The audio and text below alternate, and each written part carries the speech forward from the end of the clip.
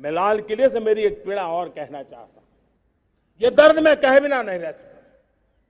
मैं जानता हूं कि शायद लाल किले का विषय नहीं हो सकता, लेकिन मेरे भीतर का दर्द मैं कहां कहूंगा। देशवासियों के सामने नहीं कहूंगा तो कहां कहूंगा। और वो है, किसी न किसी कारण से हमारे अंदर एक ऐसी विकृति आई है, हमारी बोलचाल में, हमारे व्यवहार में, हमारे कुछ शब्दों में, हम नारी का अपमान करते हैं।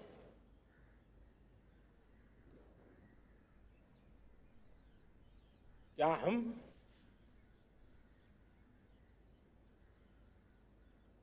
स्वभाव से, संस्कार से, रोजमर्रा की जिंदगी में नारी को अपमानित करने वाली हर बात से मुक्ति का संकल्प ले सकते हैं?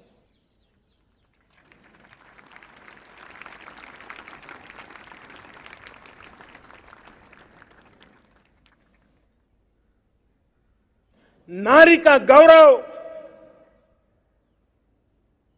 राष्ट्र के सपने पूरे करने में बहुत बड़ी पूंजी बनने वाला है। यह सामर्थ्य मैं देख रहा हूं और इसलिए मैं इस बात का आग्रही हूं। मेरे प्यारे देशवासियों, मैं 5वीं प्राण शक्ति की बात करता हूं और वो 5वीं प्राण शक्ति है नागरिक का कर्तव्य। दुनिया में जिन जिन देशों ने प्रगति की है, जिन जिन देशों ने कुछ अचीव किया है, व्यक्तिगत जीवन में भी जिसने अचीव किया है, कुछ बातें उभर करके सामने आती हैं। एक, अनुशासित जीवन। दूसरा, कर्तव्य के प्रति समर्पण। व्यक्ति की जीवन की सफलता हो, समाज की हो, परिवार की हो, राष्ट्र की हो, ये मूलभूत मार्ग है, ये मूलभूत प्राण शक्ति है। और इसलिए हमें कर्तव्य पर बल देना ही होगा। यह शासन का काम है कि बिजली 24 घंटे पहुंचाने के लिए प्रयास करे, लेकिन ये नागरिक का कर्तव्य है कि जितनी ज्यादा यूनिट बिजली बचा सकते बचाएं। हर खेत में पानी पहुंचाना सरकार की जिम्मेवारी है, सरकार का प्रयास है, लेकिन पर ड्रॉप मोर क्रॉप, पानी बचाते हुए आगे बढ़ना, मेरे हर खेत से आवाज उठनी चाहिए।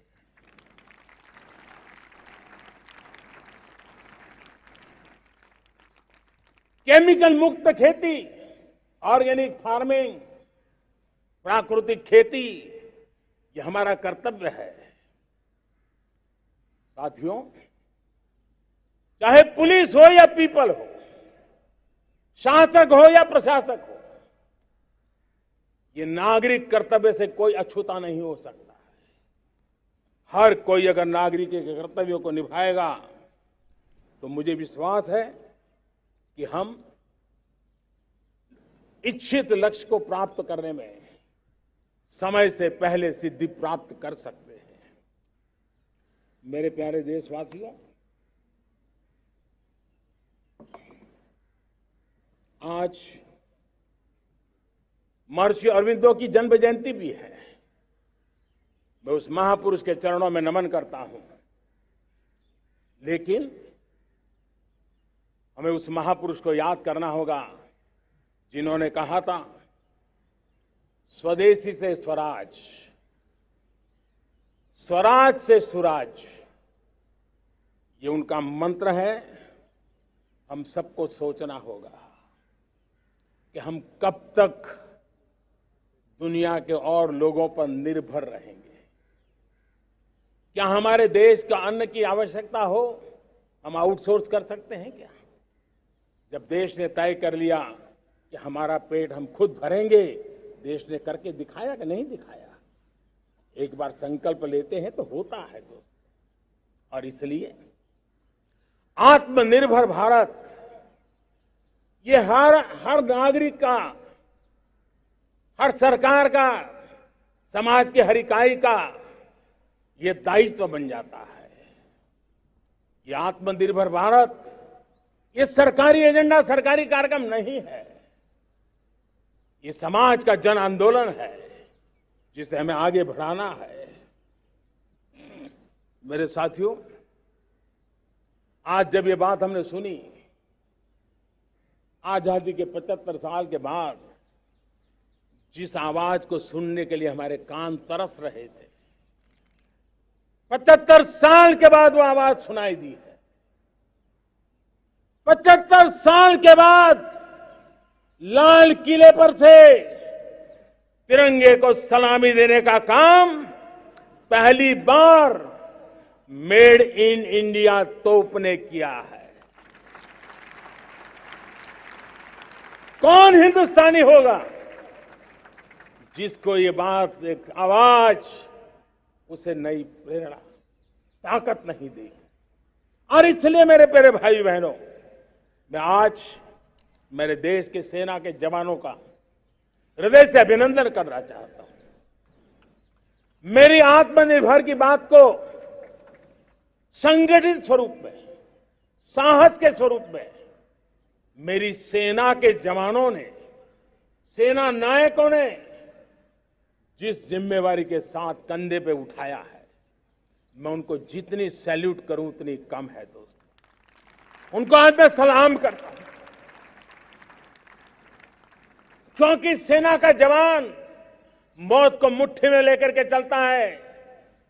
मौत और जिंदगी के बीच में कोई फासला ही नहीं होता है, और तब बीच में वो डट करके खड़ा होता है।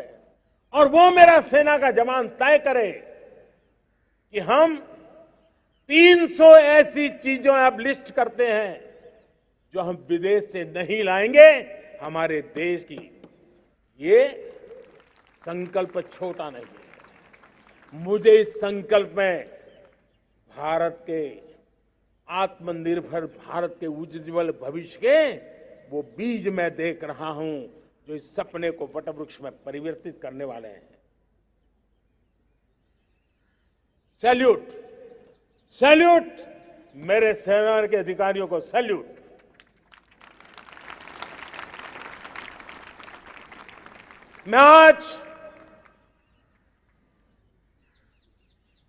मैं मेरे छोटे छोटे बालकों को, 5 साल 7 साल की आयु के बालक, उनको भी सैल्यूट करना चाहता हूं, उनको भी सलाम करना चाहता हूं। जब देश के सामने एक चेतना जगी, मैंने सैकड़ों परिवारों से सुना है, 5-5, 7 साल के बच्चे घर में कह रहे हैं कि अब हम विदेशी खिलौने से नहीं खेलते। 5 साल का बच्चा घर में विदेशी खिलौने से नहीं खेलेंगे, ये जब संकल्प करता है ना, तब आत्मनिर्भर भारत उसकी रगों में दौड़ता है। आज देखिए, पीएलआई स्कीम 1 लाख करोड़ रुपया दुनिया के लोग हिंदुस्तान में अपना नसीब आजमाने आ रहे हैं, टेक्नोलॉजी लेकर के आ रहे हैं।